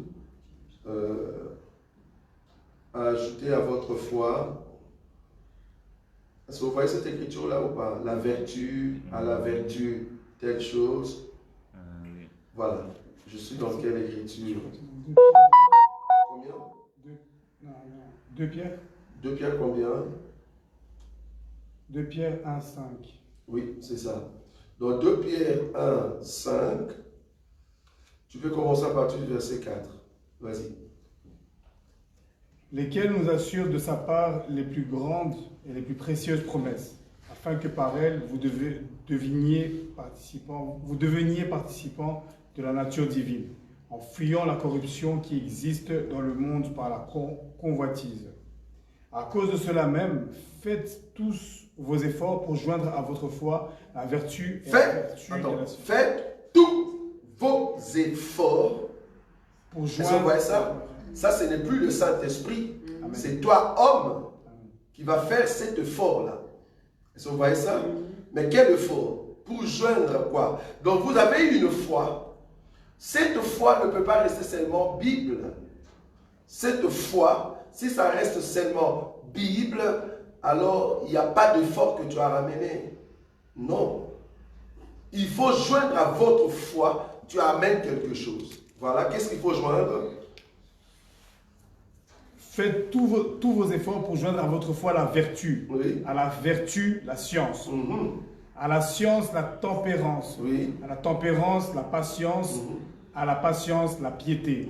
À la piété, l'amour fraternel. À l'amour fraternel, la charité. 8.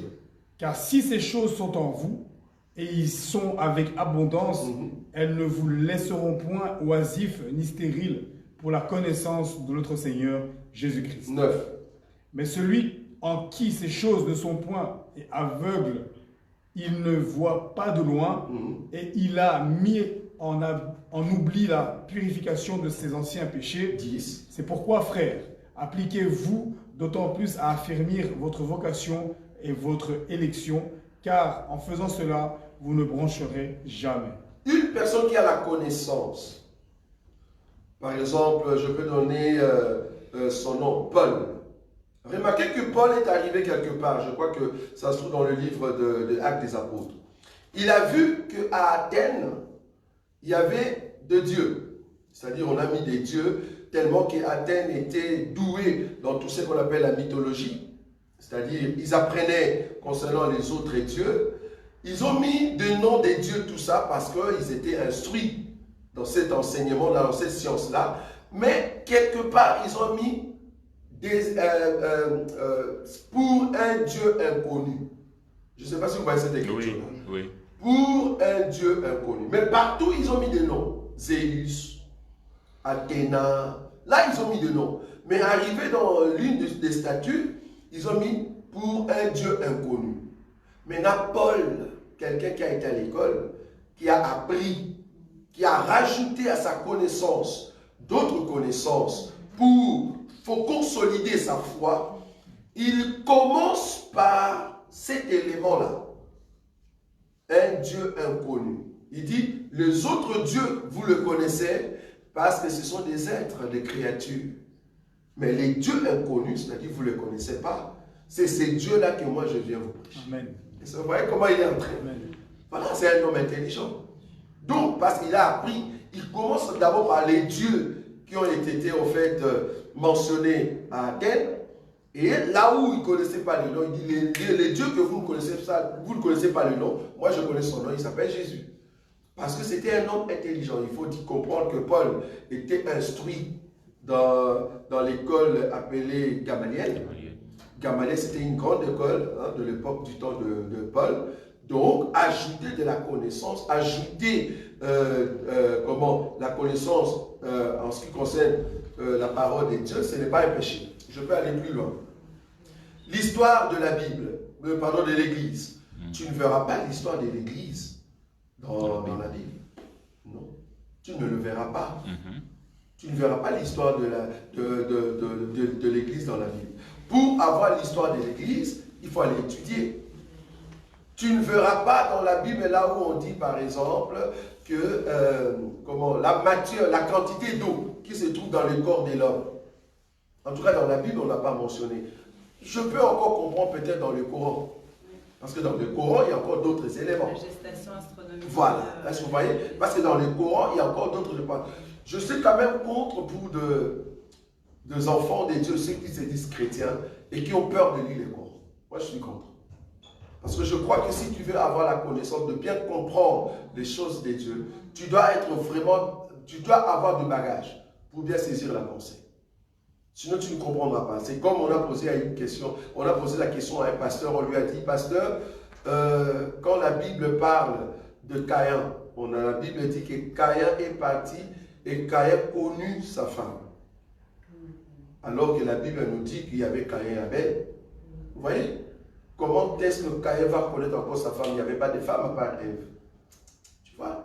Si tu n'as pas la connaissance, ben voilà, tu tombes.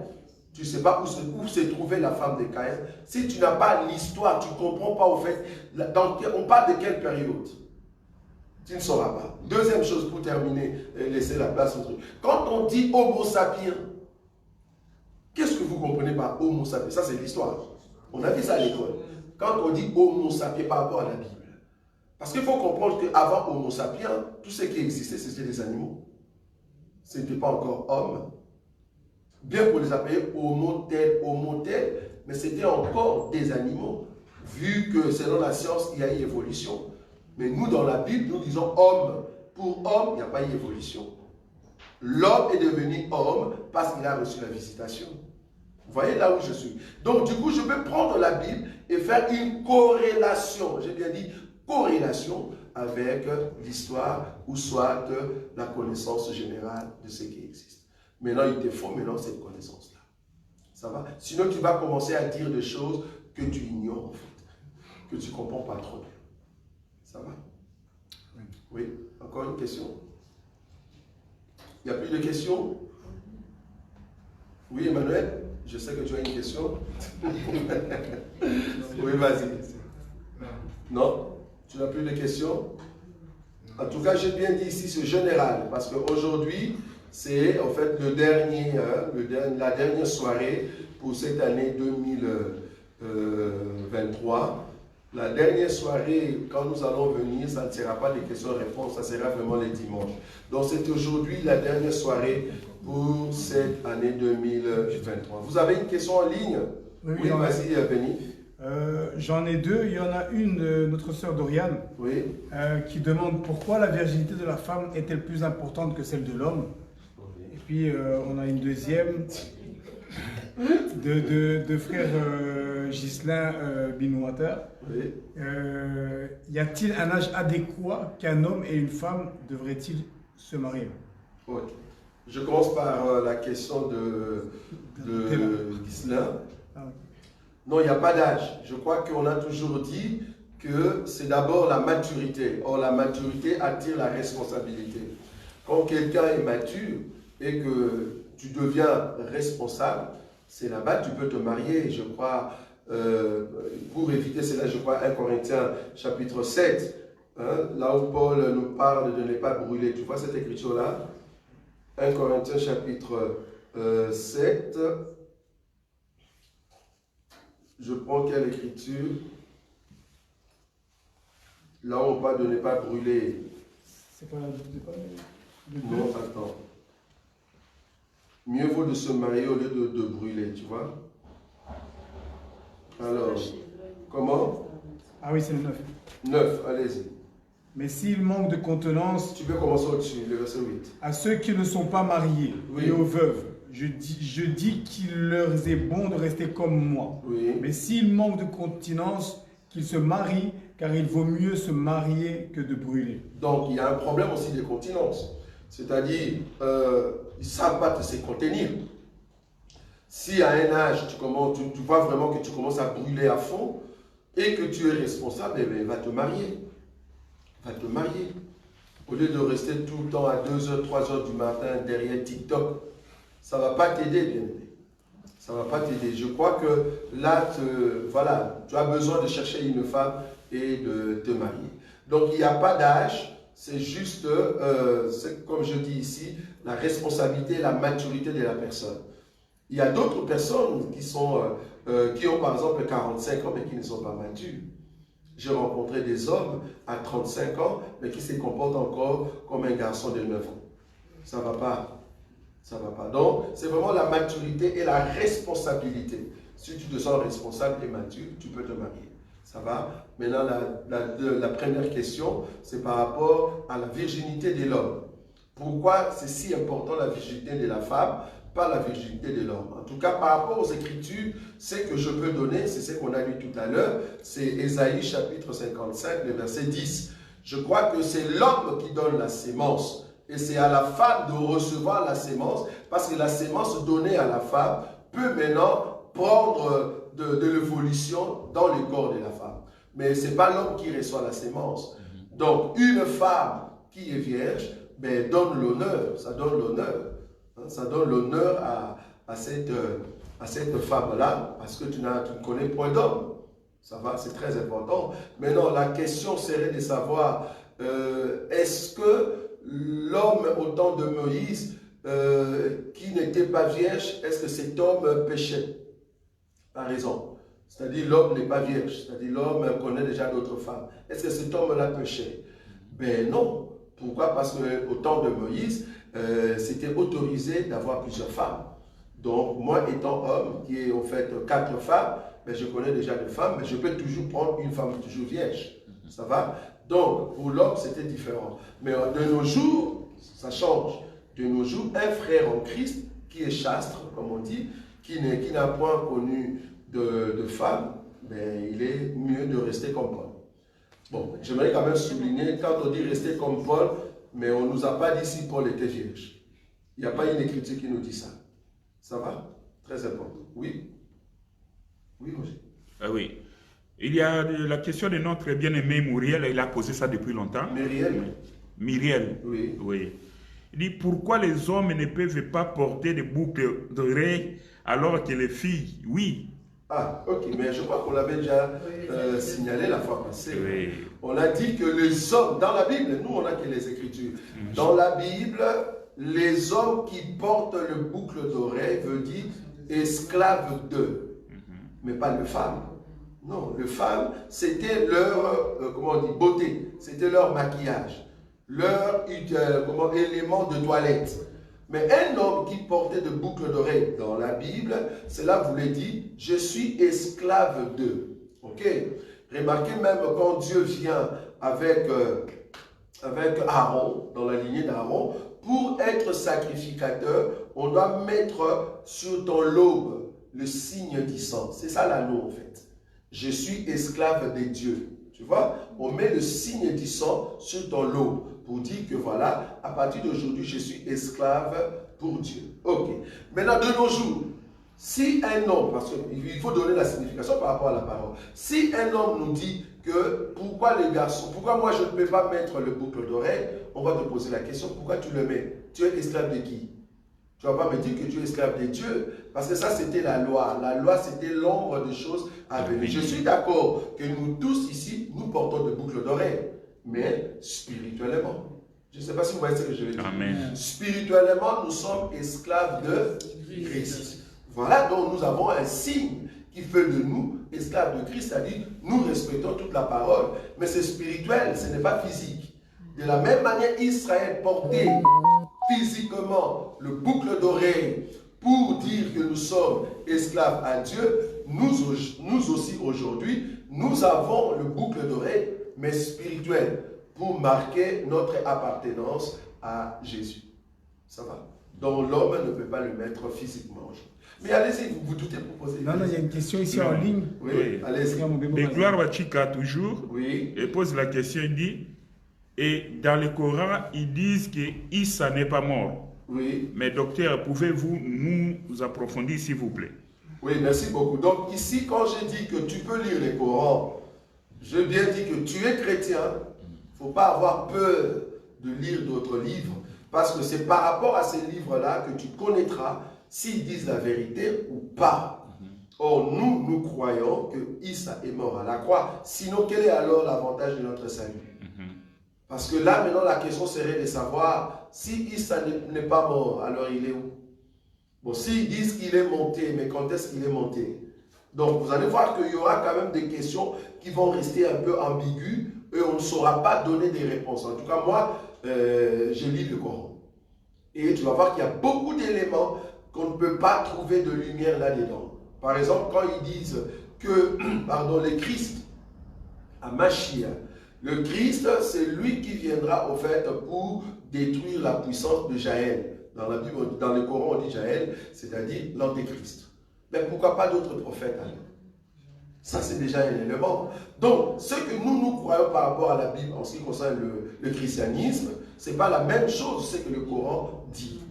Et d'abord, quand tu regardes l'origine d'Abraham, bien qu'ils reconnaissent que Ibrahim, c'est ça, hein? Ibrahim, c'est lui Abraham, mais rien que déjà les origines, ça, c'est pas la même chose. Amen. Donc il y a un souci. Donc du coup, je vais lire les Corans, c'est pas pour croire au Coran, parce que moi je suis chrétien. Même un musulman, quand il lit la Bible, c'est pas pour croire à la Bible. La croyance vient de Dieu. Nous croyons à la Bible, même quand je lis les Corans, je lis les Corans pour comprendre là où il y a des mensonges et là où ils disent vrai. Ça va? Oui. Dès lors, est-ce qu'on peut considérer malgré tout que Mohamed a été prophète ou pas? Bon, avant de conclure, c'est une très bonne question.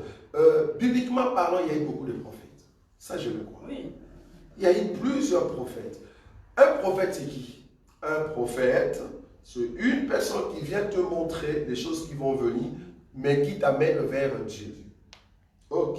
Si il a fait, gloire à Dieu, il a amené les gens vers un Dieu, ok, gloire à Dieu, mais quel Dieu? Le problème, c'est de savoir quel Dieu. Or, tous les prophètes de la Bible nous ont amenés vers l'Éternel. Or, les mêmes éternels, nous allons lire Ésaïe chapitre 35, le même éternel que eux appellent Allah, si c'est Allah, remarquez ce que l'Éternel a dit, parce qu'eux, ils ne croient pas à ça, c'est ça le problème. C'est là-bas qu'on se dit, bon, c'est quel Dieu que vous voulez nous amener? Parce que nous, le Dieu que nous voulons aller, c'est les dieux ici de Ésaïe 35, à partir du verset 4. Tu peux lire. Mais juste avant, Oui. il est mis que le Dieu Allah, c'est le Dieu d'Ibrahim, Abraham, c'est le Dieu de David, etc., etc., etc. Et que les musulmans doivent même étudier les autres textes, etc. Donc, Bon. Il y a cette filiation. Il y a juste le fait, enfin juste, et c'est notable, hein, c'est la grande scission, c'est que Jésus est considéré juste comme un prophète et un homme. Oui, bon, il y a pas. Bon, le problème déjà quand ils parlent d'Ibrahim, ils disent que le fils unique, ce n'était pas Isaac, c'était Ismaël. Là déjà, on dit, ah messieurs, toi et moi déjà là-bas, ça ne va pas. Parce que nous croyons que le fils unique d'Abraham, c'était Isaac. Vous dites c'est Ismaël. Donc on a déjà un souci. Quand nous on parle d'Agar, ben, eux ils parlent d'Agar d'une autre manière. Donc ils disent c'est Agar qui était la femme au fait d'Ibrahim et que Sarah en réalité c'était en fait une femme qui n'avait pas vraiment de valeur. Et là il y a un peu c'est un peu louche. Et quand ils descendent maintenant pour parler de Juifs en Égypte, c'est là-bas que ça change. On dit maintenant, la lignée d'Ismaël était où quand les Juifs étaient en Égypte? La lignée d'Ismaël. Or, bibliquement parlant, la lignée d'Ismaël, ben, ce sont des Égyptiens. C'est là-bas qu'il y a un souci, bibliquement parlant. Parce que Édom, je ne sais pas si tu vois les termes, Édom, qui est Ésaü, hein, dans d'autres termes, Édom est parti habiter auprès de Ismaël. Où? En Égypte. C'est ce que la Bible nous dit. Donc Ismaël, sa contrée, il est rentré dans la maison de sa maman. Oh, sa maman était quoi? Égyptienne. Voilà, Ismaël est rentré là-bas. Donc du coup, les Juifs qui sont venus en Égypte pour résider, vouloir ou pas, mais ils ont trouvé la famille d'Ismaël là-bas, bibliquement parlant. Mais dans le Coran, ce n'est pas la même chose. Donc, il y a beaucoup d'histoires qui ne correspondent pas. Et depuis, du coup, maintenant, l'autre croit à son livre et les autres non. Non, c'était juste pour préciser que Dieu, il considère que c'est le Dieu des autres et que okay. Donc il se situe quand même en filiation des autres messages. Ah, ok, super. C'est juste ces petites précisions. Oui, mais remarquez maintenant l'Éternel ici, comment est-ce qu'il est mentionné. Voilà, on peut lire. Je lis au nom de Jésus-Christ. Oui. Amen. À partir du premier verset, hein. Ésaïe 35, le premier verset, descend un peu pour comprendre comment est-ce que l'Éternel est devenu aujourd'hui sauveur. Le désert et le pays aride se réjouiront. La solitude s'égayera et fleurira comme un narcisse. Oui. Elle se couvrira de fleurs et tressaillira de joie, avec chant d'allégresse et cris de triomphe. La gloire du Liban lui sera donnée, la magnificence du Carmel et de Saron. Ils verront la gloire de l'Éternel, la magnificence de notre Dieu. Fortifiez les mains languissantes et affermissez les genoux qui chancellent.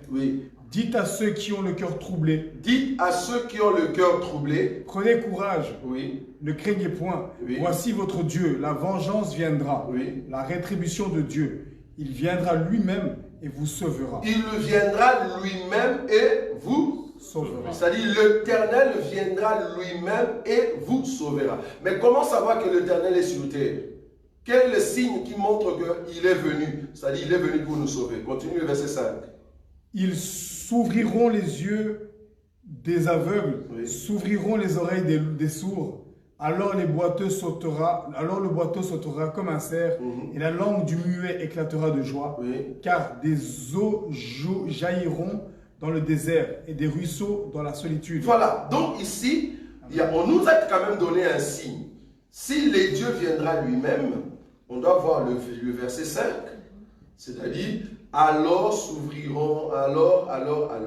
Mais remarquez que quand Jésus est venu, Jean-Baptiste qui connaissait cette écriture, parce que c'est un prophète, il connaissait le livre d'Ésaïe. Or, tout prophète, en tout cas vouloir ou pas en Israël, tu dois lire les autres prophètes. Il connaissait la prophétie d'Ésaïe. Il a dit, bon, j'ai donné quand même le baptême à ces messieurs, c'est vrai, bon, j'avais vu quand même une vision, mais il appelle ses deux disciples, venez, allez poser la question à ces messieurs-là. Es-tu celui que nous devons attendre ou tu es une autre personne? Parce que selon Ésaïe, dans le cœur de Jean-Baptiste, est que quand le Seigneur viendra, nous devons voir des miracles. Bon, si toi tu es Christ, fais-nous ça. Parce que l'Éternel qui vient lui-même, il doit faire ça. Les disciples sont partis rencontrer Jésus. J'aime beaucoup cette écriture-là. La Bible dit, on leur posé la question, Jean-Baptiste nous a envoyé pour demander, es-tu celui qui devait venir ou devons-nous en attendre un autre?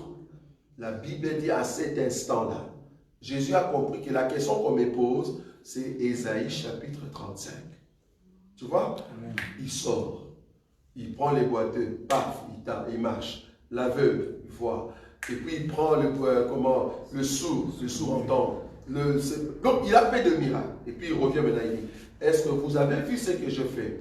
Allez dire à qui? À Jean, le sourd entend. Est-ce que vous avez l'écriture, l'homme de Dieu? Oui, oui. Oui, c'est quelle écriture? Matthieu chapitre 11. Oui, vas-y, lis. Oui. On commence à partir du premier verset. Hein? Oui, vas-y. Okay. Lorsque Jésus est achevé de donner ses instructions à ses 12 disciples, il partit de là pour enseigner et prêcher dans les villes du pays. Jean ayant entendu parler de sa prison, dans sa prison, des œuvres de Christ, lui fit dire par ses disciples, es-tu celui qui doit venir ou devons-nous en entendre un autre? Jésus leur répondit, allez rapporter à Jean ce que vous entendez et ce que vous voyez. Les aveugles voient, les boiteux marchent, les lépreux sont purifiés, les sourds entendent, les morts ressuscitent et la bonne nouvelle est annoncée aux pauvres. 6. Heureux celui pour qui je ne serai pas une occasion de chute. Voilà. Donc ici, on voit que c'est la réponse. Donc Jésus confirme, c'est moi au fait, Ésaïe chapitre 35. Amen. Or, Ésaïe chapitre 35, comprenez que l'Éternel s'est révélé à Abraham comme étant le Dieu Tout-Puissant. Mais par Moïse, il s'est révélé en son nom. Son nom, c'est Jésus. Donc l'Éternel ou Jéhovah veut dire je suis. Yehovah. Ça va? Amen. Yehovah, Jéhovah, c'est-à-dire éternel. Je suis. Ok. Mais il est quoi? Il est quoi? Il est, oui. Mais il est quoi? Tu vas voir qu'il est chaque attribut qui s'est manifesté maintenant en Israël. Mais arrivé maintenant dans Ésaïe 35, là il dit, je vais prendre un autre attribut. L'attribut en question, je serai sauveur. Je serai éternel qui sauve. Et quand je serai éternel qui sauve, les signes qui prouvent que je suis sur la terre, bam, bam, bam. Et quand il est venu, Matthieu chapitre 1er, remarquez, tu lui donneras le nom de Jésus. Est-ce que vous voyez cette écriture? Amen. Oui. Matthieu chapitre 1er. L'ange, quand il est venu, cherchez cette écriture-là. 18, non? Non, premier, oui, à partir de 18, vas-y, descends. Voici de quelle manière arrivera la naissance de Jésus-Christ. Oui. Marie, sa mère, ayant été fiancée à Joseph, se trouvant enceinte par la vertu du Saint-Esprit, avant qu'ils eussent habité ensemble. Joseph, son époux, qui était un homme de bien et qui ne voulait pas la diffamer, se proposa de rompre secrètement avec elle. Mais pourquoi Joseph ne voulait pas la diffamer? Pourquoi? C'est parce que Marie n'était plus vierge. Est-ce que vous voyez ça? La virginité était très importante en Israël. Donc, comme tu n'es plus vierge, alors normalement on peut te diffamer. Mais Joseph ne voulait pas. Il ne voulait pas faire cela. Donc il n'a pas encore épousé et puis tu es déjà de vierge. Ça ne va pas. Ça va? On continue. 20. Comme il y pensait, voici un ange du Seigneur lui apparut en songe et dit, Joseph, fils de David, ne crains pas de prendre avec toi Marie, ta femme, car l'enfant qu'elle a conçu vient du Saint-Esprit. Elle enfantera un fils et tu lui donneras le nom de Jésus, celui qui sauvera son peuple. C'est lui qui sauvera son peuple. Ici, on a dit Jésus en français, hein, mais supposons que Joseph qui était là, on lui parlait ça au fait en hébreu. C'est-à-dire, tu auras un fils et tu l'appelleras Yeshua. Yehoshua. Yehoshua, c'est-à-dire, on a pris les Yehoah et on a rajouté les Shua. Tu vois? Parce que quand tu prends le nom de Yehoah, tu rajoutes le sauveur à l'intérieur, ça devient Yeshua ou Yehoshua. Tu vois? Ça dit l'éternel qui sauve. C'est ça Jésus. Et quand Jésus est venu, mais il a manifesté au fait les saluts au milieu du peuple. Et jusqu'aujourd'hui, c'est lui qui va au fait donner les saluts au monde. Quand je dis au monde, c'est-à-dire quand il va arrêter Satan de tout ce qu'il va faire sur la terre. Amen. C'est lui les saluts. Donc c'est lui les dieux. Ça va? Écoutez, il est 20h05. Oui, Oui, on va dernière prendre question. la dernière question, Oui. si c'est possible, Oui. de notre bien-aimé Sos Mitendi. Oui. Est-ce que je peux savoir la longueur de la chevelure pour les hommes par rapport à d'autres jeunes garçons aujourd'hui? Ok, tu n'as pas besoin de savoir la longueur de la chevelure. Pourquoi? Parce que nous avons dit la fois passée que pour connaître la longueur de la chevelure, il faut aller dans chaque culture, dans chaque contrée. Nous, en Afrique, on sait distinguer la longueur de mes cheveux par rapport à nos femmes africaines. Mais par contre, tu vas voir que le cheveu d'un homme blanc est plus long que la femme africaine, par exemple. Donc, tu ne vas pas comparer la longueur de cheveux d'un homme blanc avec le cheveu d'un homme africain. Non, ce que toi, tu vas voir par rapport à l'écriture, c'est la longueur de cheveux d'un homme africain avec une femme africaine. La longueur du cheveu d'une femme européenne avec un homme européen. C'est comme ça qu'il faut faire la comparaison. Donc, la comparaison ou la longueur de cheveux, ce n'est pas par rapport à l'Afrique et l'Europe. Non, ce n'est pas comme ça. Donc quand tu dis homme, ne prends pas n'importe quel homme, prends plutôt par contrée. C'est-à-dire, il y a des contrées où la longueur de la femme est toujours, partout où tu vas aller, dans chaque contrée, la longueur de la chevelure de la femme est toujours plus longue que l'homme qui est dans cette contrée-là. Ça va? C'est dans ce sens-là qu'il faut aller. Comme j'avais donné l'exemple la fois passée de l'Afrique du Sud. En Afrique du Sud, vouloir ou pas, les femmes ont les cheveux plus longs que ceux des hommes. Même au Congo, même en Éthiopie. Donc, il faut prendre des contrées. Il ne faut pas comparer Afrique et Europe. Ou soit Chine avec Madagascar. Non, ce n'est pas comme ça qu'il faut comparer les hommes ou soit les femmes. C'est par rapport à chaque contrée. Chaque contrée, il y a des femmes qui ont des cheveux longs plus que les hommes. Ça va? Que Dieu vous bénisse. Merci beaucoup. Amen.